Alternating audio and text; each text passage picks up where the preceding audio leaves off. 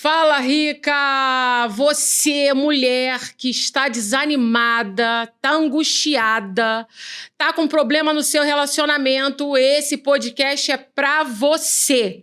E hoje eu quero te apresentar. Primeiramente, eu sou a Aline Rica, que tem o podcast Fala, Rica, para te dar voz. É um lugar de escuta, reflexão, um link de espiritualidade, psicanálise, tudo que vem para te trazer qualidade de vida. E hoje a minha convidada de honra é uma pessoa muito especial e nada como combinar os nomes, né? Aline. Trago a missionária Aline Carvalho, uma mulher que tem uma experiência maravilhosa, cheia de bagagem, para te ajudar, te auxiliar a mudar a forma que você pensa e sair desse lugar de muita angústia e tristeza. E eu apresento a vocês essa mulher rica, maravilhosa, Aline. Vocês sabem que é uma loucura. As duas são idênticas, né? Super parecidas. Até na hora de colocar o cabelo assim, as duas fazem iguaizinhas. E eu queria muito que ela contasse um pouco do testemunho, da sua história, para todas nós. Primeiro, eu quero agradecer. Me sinto extremamente privilegiada por fazer parte desse momento. Eu tenho certeza que esse podcast que se inicia vai ser um sucesso extremamente relevante para a vida de quem está em casa. Meu nome é Aline Carvalho, como foi bem dito. Não nasci missionária, mas Deus me chamou para esta grande obra. Tive uma vida simples, conturbada, mas cheia de superação. Eu imagino muita coisa. E me fala um pouquinho aí da história, talvez antes do casamento, a gente pode pensar assim, da sua juventude, da parte jovem ali. Você já conhecia Cristo quando você estava antes de casar, antes de ser mãe do seu filho? Como é que era a sua vida? Então, eu nasci em um lar dividido. Minha mãe evangélica, quando eu nasci, minha mãe já estava trilhando os caminhos em direção ao Senhor, ao seu propósito, mas só que o meu lar foi extremamente conturbado. Meu pai não era evangélico, meu lar foi um lar debaixo de muita briga, muita confusão, muito desentendimento, e eu fui criada dentro desse lar disfuncional. Mas Deus tinha feito uma promessa para minha mãe, uma promessa para minha vida.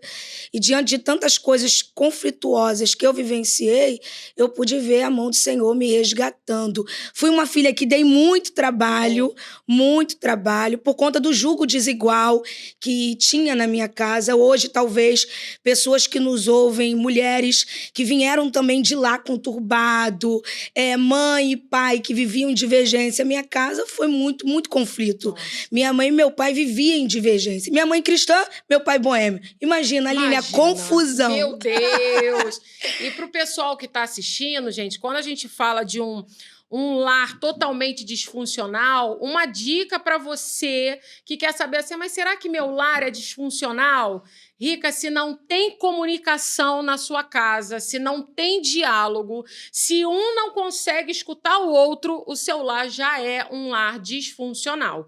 Então, a primeira coisa que você precisa entender é que tem que haver um momento da conversa. Nós, né, que somos evangélicos, a gente ia dizer assim, Rica, a mesa é o melhor lugar. Então, ao invés de cada um pegar seu prato de comida e ir lá para os seus quartos, não. Vamos colocar todos à mesa para conversar e saber a dor um do outro. Então, isso na minha casa nunca teve. Casa nunca teve. Meu pai trabalhava muito e bebia demais, Aline, demais. Meu pai ia para os botequins da vida, na sexta-feira, chegava em casa, às vezes no sábado, extremamente violento, quebrava tudo dentro de casa.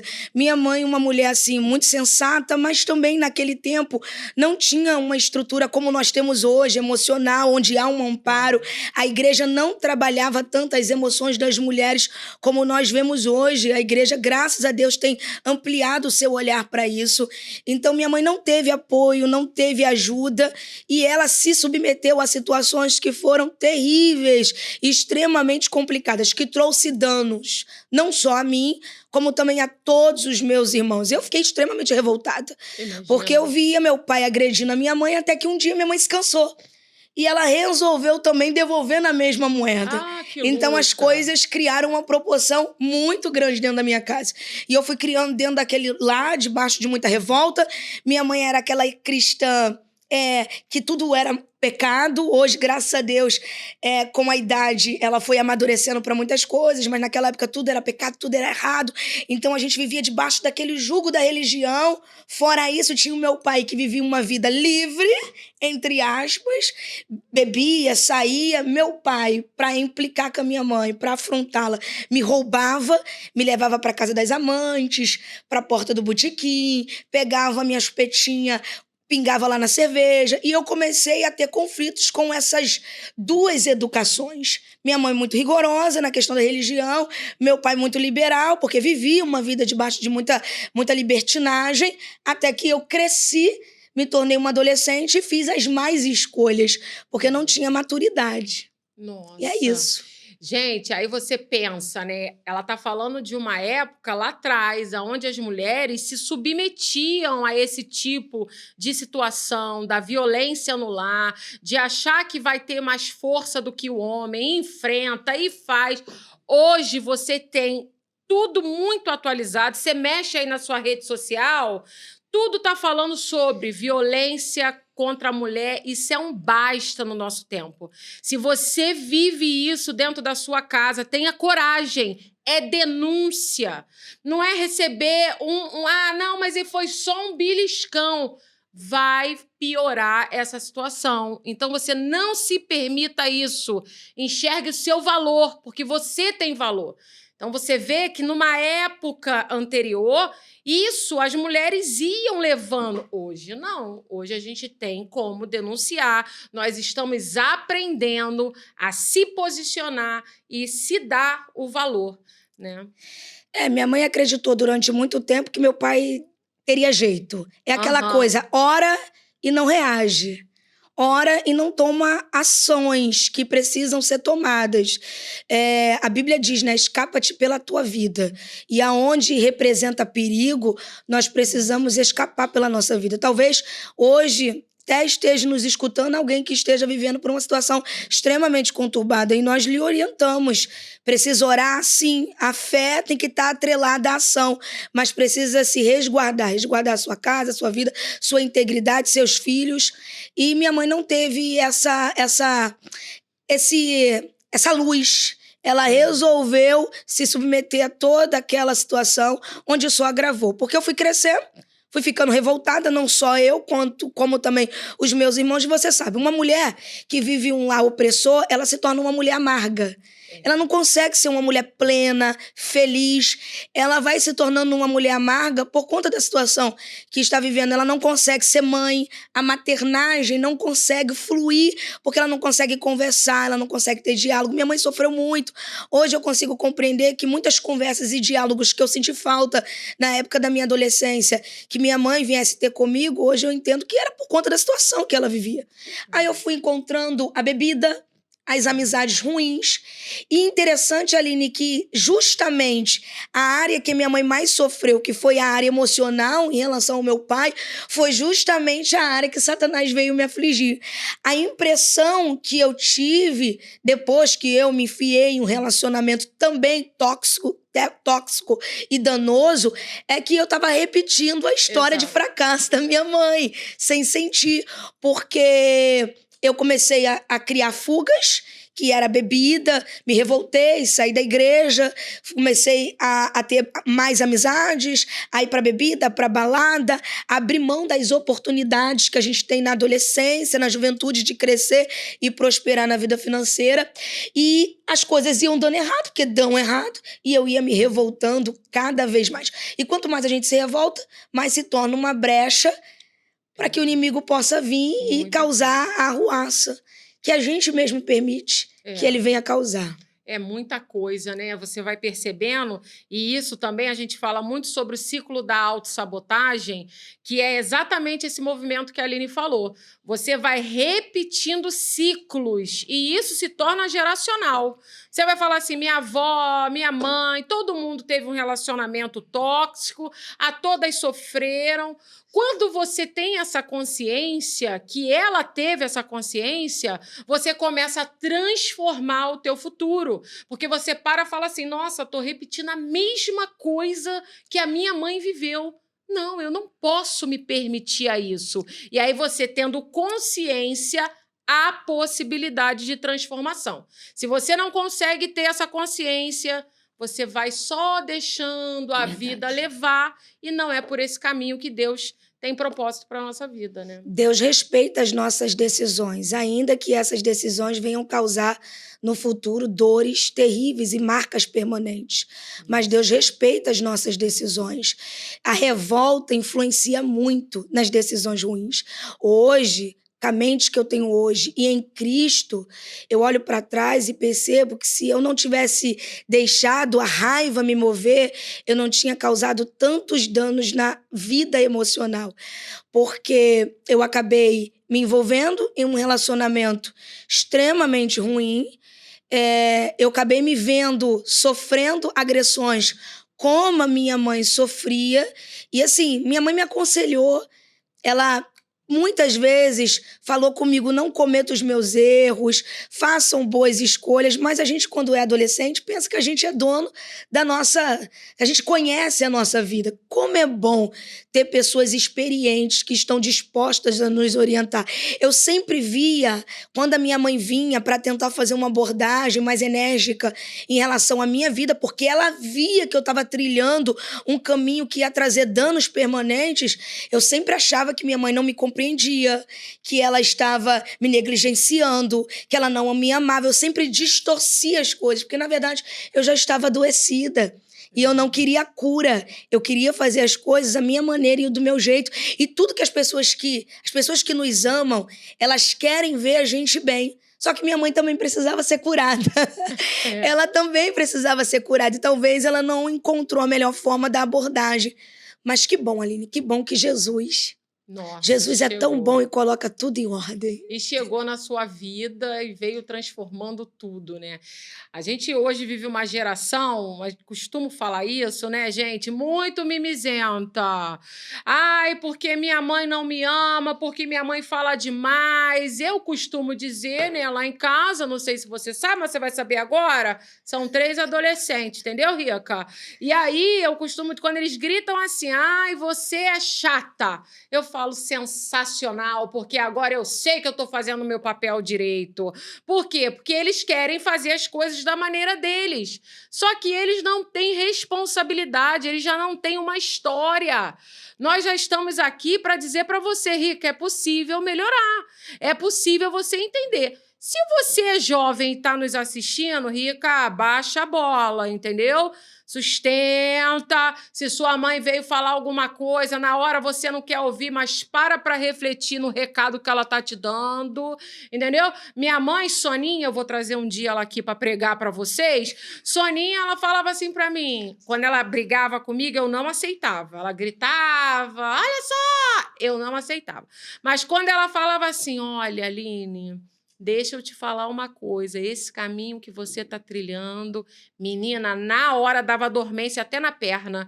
Por quê? Porque eu falava assim, se ela baixou o tom de voz é porque Jesus falou com ela, entendeu, Rica? Aí eu ficava angustiada, ficava ali desesperada, não fazia besteira, né, Rica? Porque a gente já passa dessa fase de revolta. Que filha obediente, hein?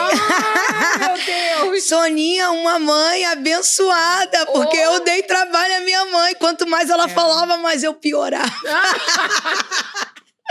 Não, lá em casa, ela tinha uma sabedoria para falar comigo.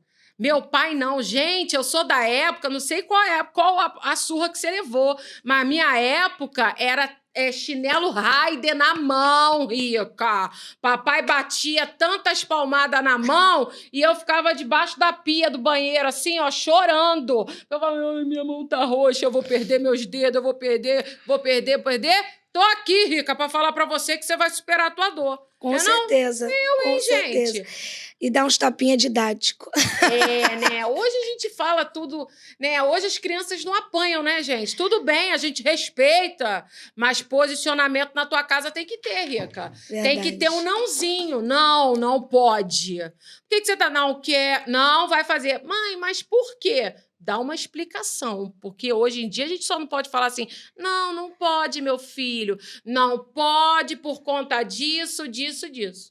Então, às vezes, até tu, mãe, que tá vendo, tem que ser tratada, entendeu? Tem que ter paciência para lidar com a juventude de hoje. Coloca paciência nisso. Oh, Coloca paciência nisso. E aqueles que não ouvem por bem vão aprender de forma danosa, né? Que a vida... Minha mãe sempre me disse algo, a vida ensina. Se não quer aprender com os ensinamentos da casa, a vida vai te ensinar. E a vida me ensinou. E o que a vida te ensinou? O que você pode passar pra gente na parte negativa, onde você vivia situações que você se via sozinha? E falava assim, você pensava em Deus, falava assim, meu Deus, me tira daqui, me ajuda. Teve algum cenário de você se revoltar e falar assim, eu não vou pedir a Deus ajuda porque eu sei fazer sozinha? Teve alguma... Então, eu tive altos e baixos. Eu comecei muito revoltada com Deus, muito revoltada. Eu dizia na minha adolescência que eu odiava o Deus da minha mãe. Eu fiquei muito revoltada com Deus. Aí depois você vai tomando as pancadas da vida. Eu acabei entrando na prostituição, saía com um, saía com outro. Acabei conhecendo uma vida bem tenebrosa por conta da revolta. Você vai se revoltando e você pensa que se você devolver na mesma moeda aquilo que lhe fizeram, você está agredindo o outro. Isso é uma mentira, você agride a você mesmo, porque você perde a sua paz. Eu costumo dizer hoje que a abelha, ela tem a sua proteção, que é o seu ferrão. Mas se ela utilizar o ferrão para poder ferir aquilo que ela vê como uma ameaça, quem morre é ela. Nossa, porque ela perde o seu ferrão, então quem morre é ela. Então nós precisamos ter autocontrole. O que eu faço a partir daquilo que foi feito comigo?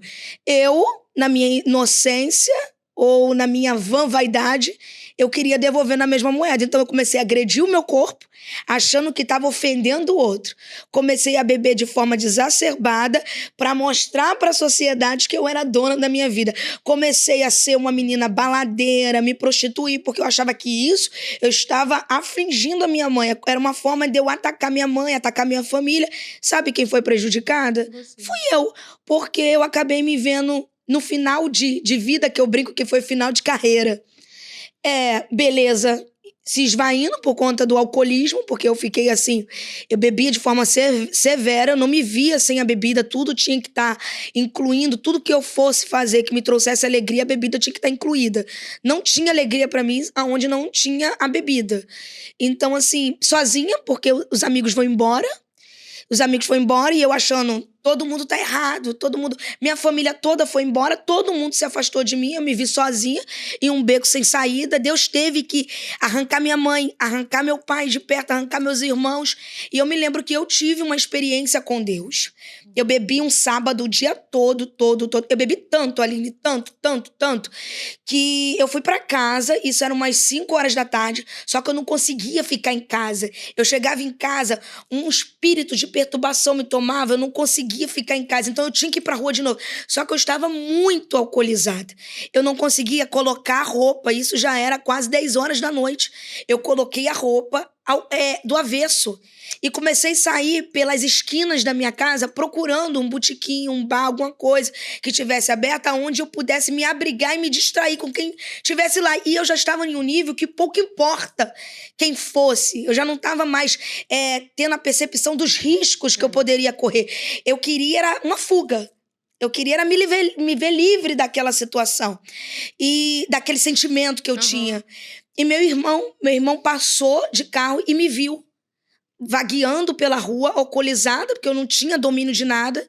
E ele parou o carro e eu me lembro que meu irmão me deu um choque de realidade ali naquele dia. Porque ele disse assim, Aline, o que você tá fazendo uma hora dessa na rua? Sua roupa tá do avesso. Eu nem tinha percebido. Ele falou, cara, vai embora. Aí eu falando pra ele que eu queria chegar em tal lugar, mas eu não conseguia falar porque eu estava muito embriagada. E ele me colocou pra casa. E quando eu fui pra casa, ele foi falando e aquilo que ele foi falando foi mexendo comigo. Mesmo alcoolizada. Mesmo alcoolizada. Eu costumo dizer que Deus tirou aquela embriaguez de mim na hora, porque ele queria falar comigo naquele dia. E eu subi as escadas, porque eu morava num quartinho com banheiro, e eu subi as escadas chorando, envergonhada, porque você fica com vergonha depois. Você faz as coisas impulsivamente, e depois você para raciocinar, quando as pessoas vêm te aconselhar, e você fica com vergonha. Aí aquele sentimento de remorso, aquele sentimento de vergonha, aquele sentimento de tirar minha vida. Aí eu tive um encontro com Deus, ali, na varanda daquela varandinha daquele quarto com banheiro. Eu tive um encontro com Deus. Deus desceu e Deus começou a falar algumas coisas comigo. Deus falou assim, eu quero cuidar de você, mas o problema é que você quer que eu cuide de você da sua forma. E eu quero te perguntar hoje, você está disposta a entregar o controle da sua vida na minha mão? Aí foi aonde eu comecei a ter os meus primeiros contatos verdadeiros com Deus. Nossa, muito forte, gente. Fico até sem palavras. Coisa linda, né? Porque, assim, eu tenho o hábito de falar que o tratamento de Deus, ele é individual. Verdade. Nunca é no coletivo. Deus não trata no coletivo. Não trata. Porque você vive aquelas experiências, às vezes você está no seu grupo aí, em qualquer lugar que você esteja. Porque aqui eu sou feliz. Não, Deus não vai te encontrar na coletividade. Ele te traz para o individual e palestra com você. Só que como você, às vezes, vive uma vida tão corrida e não quer parar para pensar, porque parar para pensar dói, você não se permite a ouvir Deus. Deus se apresenta para a gente nos detalhes da vida, né? Elias é a maior prova disso. Veio fogo, veio vento, veio tempestade. Só que Deus só se manifestou a Elias na quietude. Quando tudo estava calmo. Eu costumo dizer que quem conhece Deus não vive solidão. Não vive. Porque quando você está sozinho, é a maior oportunidade que você tem de se relacionar com Deus. Não tem como você se relacionar intimamente com alguém se você estiver rodeado de pessoas o tempo todo. Então, Deus às vezes nos isola. E foi isso que aconteceu. Deus começou a tirar as amizades. Deus começou a arrancar. E eu comecei a viver perdas terríveis. Deus começou a ir arrancando. Até o ponto que eu me vi, eu e Deus.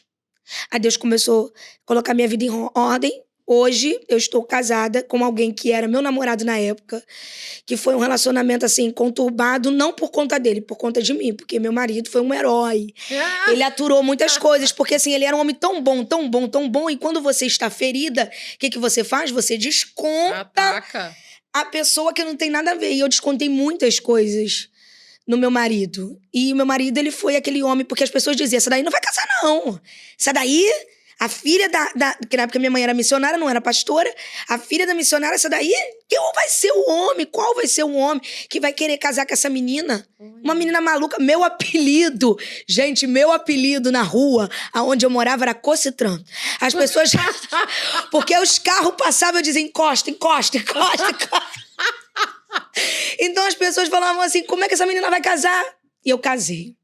Casei porque meu marido gostou e ele acreditou na minha mudança. Ele acreditou que aquela menina do short curto, rebelde, revoltada, poderia construir um lar, uma família. E eu construí um lar, uma família hoje com meu marido. Não é perfeita, mas é a que Deus me deu e a gente está construindo, né? Algo ainda em Deus, que não é fácil. A gente está gradualmente nessa construção. E quando você começou a pregar? Então, meu ministério surgiu, não era a minha vontade. Normalmente, Deus te chama para aquilo que você não quer. Minha mãe é pregadora, tá, Aline? Itinerante lá em casa é a minha mãe. Ela falou que me passou a capa. Então, minha mãe era pregadora. Minha mãe, apesar de tudo que ela vivia dentro de casa, ela nunca negligenciou o chamado. Ela sempre abraçou o chamado. Minha mãe acordava 3 horas da manhã para colocar feijão no fogo para poder ir para a igreja. Então, assim, minha mãe viveu essa turbulência, mas sempre teve responsabilidade com o chamado. E Deus me convidou para esse chamado de pregação, ao qual eu não queria, porque eu falava, eu sou evangelista. Eu era vendedora de roupa. Então, assim, eu era muito desenrolada para vender roupa. Se eu atendesse uma cliente, quando tinha 2, 3 clientes, eu me embolava. Eu nunca consegui lidar com o público. E de repente Deus fala, eu tenho chamado pra você, você será pregadora e eu vou te colocar diante de um público. Aline, eu já passei mal, já quase desmaiei, já quase fui parar no UPA. Eu saía das agendas chorando, eu ia pras agendas chorando, porque eu obedecia, mas era muito medo de público, de pessoas. Mas eu superei esse medo. A gente supera. O que acontece? Nós queremos... Quando a gente vê um chamado, a gente se espelha logo em alguém que tem um chamado. Aí a gente quer se tornar aquela pessoa de um dia para o outro. E a gente não entende que tudo é uma construção. Só nasce grande, eu brinco isso, porque eu ouvi isso, acho interessante. Só nasce grande bicho-papão. Eu e você, a gente vai crescer e amadurecer até que a gente se torne aquilo que Deus disse que nós seremos. E hoje você não tem? Tem ainda? Tem. Eu mato o leão, Aline. Ah, que isso, Rita! Eu mato o leão toda vez que eu subo no altar. Eu tenho ainda os meus temores. Eu faço terapia. Eu tô até assim afastada, já tem um tempo da terapia. Não pode. Tô precisando. Mas o que me ajudou muito foi a terapia. Minha pastora Elizabeth, meu pastor Camilo, que Benção. foram as primeiras pessoas que detectaram que eu estava tendo um colapso nervoso. Por conta das pressões, meu marido ficou doente. Porque os problemas de casa não param para quem tem ministério.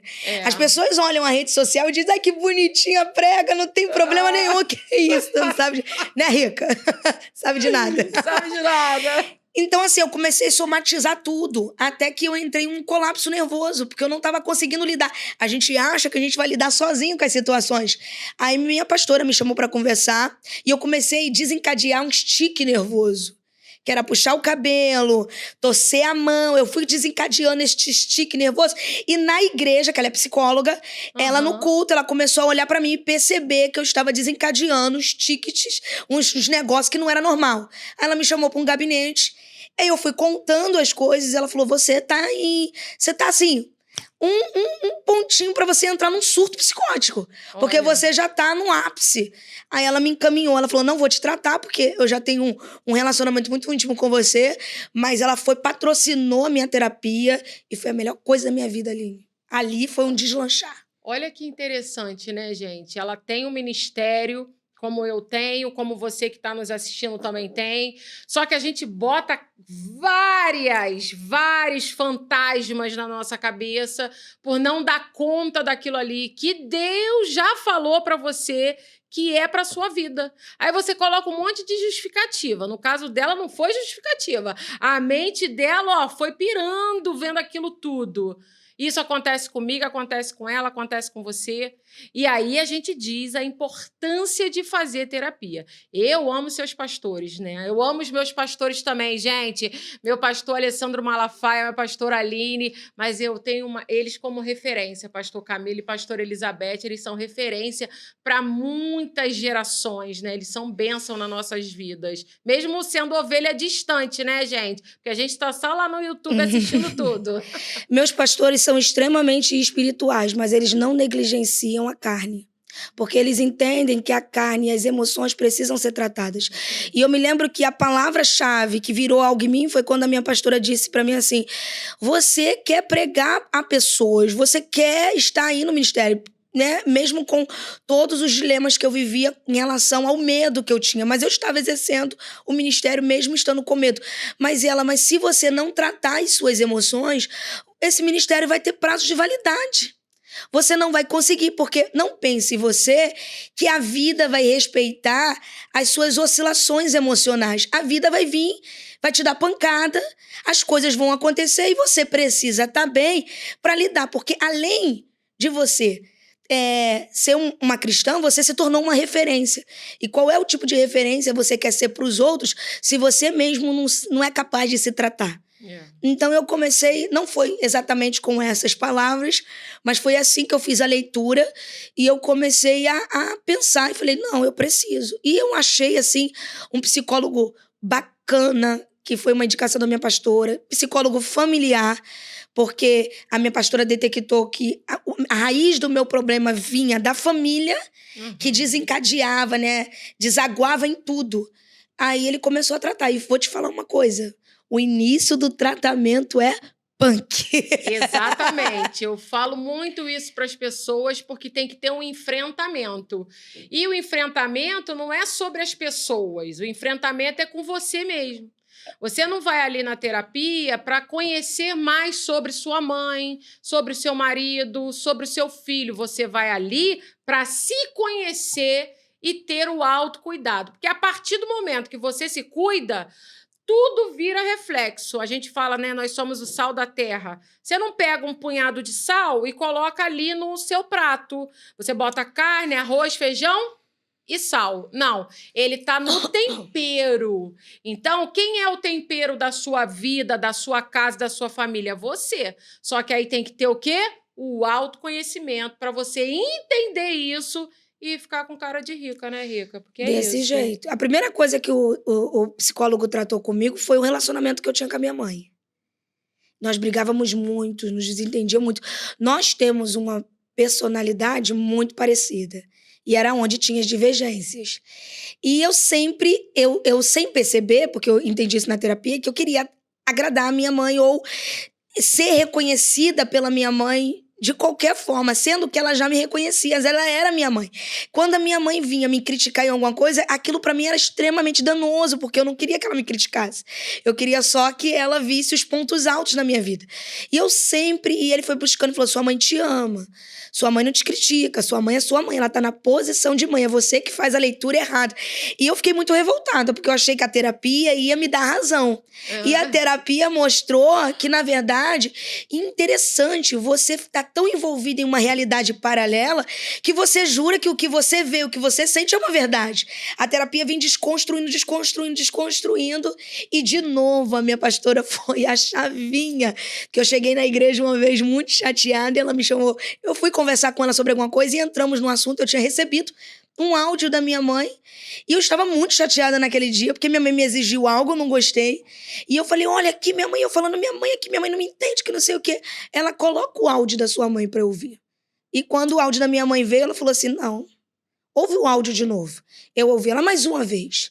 Será que a tua mãe tá errada ou é você que não tá conseguindo entender a mensagem que está sendo emitida? Você está distorcendo as coisas, você está armada ao ponto de não deixar ninguém se aproximar de você. Tudo você vê como afronta, como ameaça, como ferida, como danos causados a você.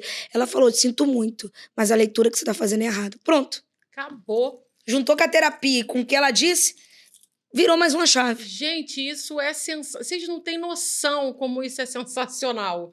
Freud fala, né, gente? Falar cura. Você só vai ter cura na sua vida se você para se escutar.